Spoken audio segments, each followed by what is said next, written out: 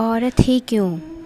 निमिष को अपने ऑफिस की ही सहकर्मी माही से जब विशेष निकटता का आभास हुआ तो उसने उसके समक्ष विवाह का प्रस्ताव रखा। माही भी उसके प्रति अनुरक्त थी, इसलिए सहर्ष स्वीकार कर लिया। माही के घरवालों को तो कोई आपत्ति न थी, बस निमिष को अपनी माँ की मिन्नतें करनी पड़ी, क्योंकि वह नौकरी पेशा बहू के पक्ष में नहीं थी।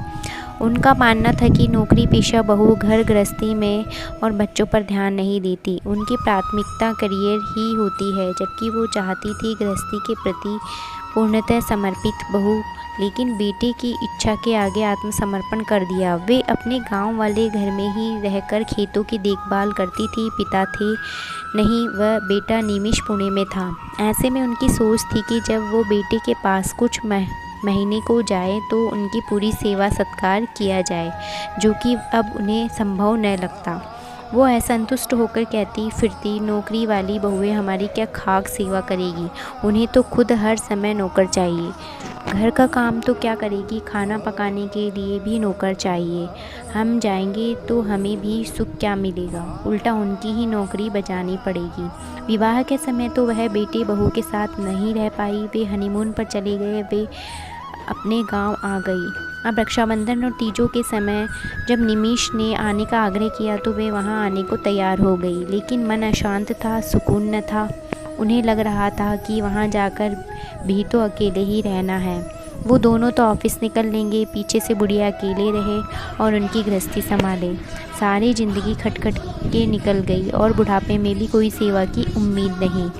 इन्हीं सब विचारों में कब स्टेशन आ गया पता ही नहीं चला। उन्हें आश्चर्य हुआ जब देखा कि निमिष के साथ बहू भी उन्हें लेने स्टेशन आई है। अरे बड़े भाग्य हमारे, जो ऑफिस से छुट्टी कर हमें लेने आई महारानी, मन ही मन कटाक्ष किया उन्होंने।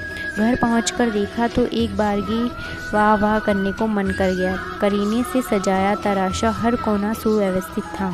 कब समय मिलता होगा इसे घर सजाने का, बस पैसे फेंकते होंगे और नौकरों से करवा लेते होंगे।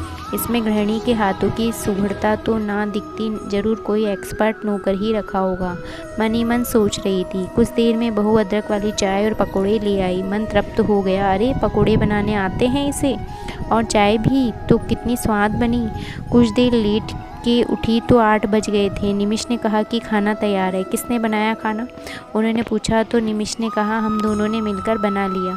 दोनों ने मतलब तू भी साथ में रसोई में लगा रहता है तो क्या हुआ माँ, इसमें क्या अचरज। माँ को अजीब तो लगा, क्योंकि वो उस जमाने की थी जब पति पानी भी अपने हाथ से लेना पुरुषत्व की तौहीन समझते थे। उस समय तो कुछ नहीं बोली। खाना वास्तव में बहुत स्वादिष्ट बना था, तारीफ तो करनी ही पड़ी, साथ ही पहली रसोई का नेक भी देना पड़ा।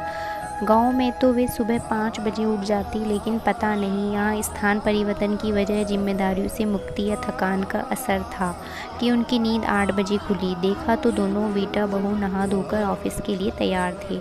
बहू ने उनको फटाफट चाय दी और कहा माँ आपका नाश्ता और दोपहर का खाना कैसरोल में रख दिया है, अभी कुछ देर तक भाई आएगी घर का काम करने, उसी से कहिएगा आपको खाना गर्म कर देगी, शाम की चाय तक हम आ ही जाएंगे। माँ आश्चर्य में थी कि कब उसने खाना बना लिया और तैयार भी हो गई। वो ज़रूर कल जल्दी उठकर देखेगी कि कैसे क्या कब किया। उन्होंने राहत की सांस ली कि चलो उन्हें तो कुछ काम नहीं करना पड़ेगा।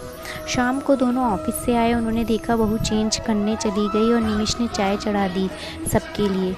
उनका तो पारा चढ़ गया कि दोनों ऑफिस से आए तो निमिष क्यों चाय बना रहा है महारानी के लिए, लेकिन कुछ कहा नहीं। उचित अवसर की तलाश में थी। चाय पीकर कुछ आराम करने के बाद उन्होंने देखा कि माही सुबह के धोए कपड़े बालकनी से ले आई और निमिष उनको बैठा टहाता रहा। फिर दोनों रसोई घर में घुस गए।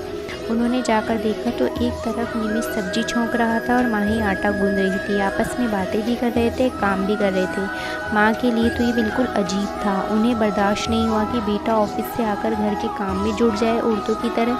मन ही मन जोरू के गुलाम की पदवी दे डाली उसे। जब वह थोड़ी देर बाहर आया तो माँ ने मौका देखकर आकर सुना ही दिया, क्या रे तू तो बिल्कुल बीवी का पिचगल्लू हो गया है, औरतों की तरह घर के कामों में लगा दिया उसने मुझे और तू जुटा रहता है। पति की सेवा तो क्या करनी उल्टा उससे सेवा करवाती है। क्या सोच के शादी की थी तूने? निमिष बोला, माँ ये सब पुरानी बातें हैं, अब पति पत्नी में कोई अंतर नहीं है। जब दोनों वर्किंग हैं, दोनों ऑफिस जाते हैं, तो घर की जिम्मेदारियाँ भी दोनों को ही वहन करनी होगी, चाहे गृहस्थी हो या बच्चे, दोनों का बराबर योगदान है इसमें। क्या पत्नी ने ही ठेका लिया हुआ है घर और बच्चों के प्रति समर्पण का? जब वो शारीरिक, मानसिक, आर्थिक, भावात्मक दृष्टि से हमारे प्रति पूर्णतः समर्पित है, तो हम क्यों नहीं हो सकते? आपको तो खुश होना चाहिए कि पुरुषवादी सोच घट रही है। हम गृहिणियों के महत्व को समझकर उसके साथ सहयोग कर रहे हैं, लेकिन पता नहीं स्त्री की खुशी में बाधक क्यों होती है माँ। अब ज़माना बदल रहा है, पुरुषों के भी और सास ससुर के भी दृष्टिकोण बदल रहे हैं, और यही सही और समसामयिक भी है। समय के साथ अपने विचारों को भी बदल लेना चाहिए, वरना परिवार बिखर जाता है। शायद तीर निशाने पर जाकर लग गया था, इसलिए माँ की आंखों में रोष नहीं बल्कि बेटे की सोच के लिए गर्व दिख रहा था। दोस्तों, ये मोटिवेशनल स्टोरी आपको कैसी लगी प्लीज़ कमेंट सेक्शन में जाकर ज़रूर बताएं। तो वीडियो पसंद आया तो वीडियो को लाइक शेयर करें, चैनल पे नए तो चैनल को सब्सक्राइब ज़रूर करें। तो मिलते हैं एक नई वीडियो में, तब तक के लिए धन्यवाद।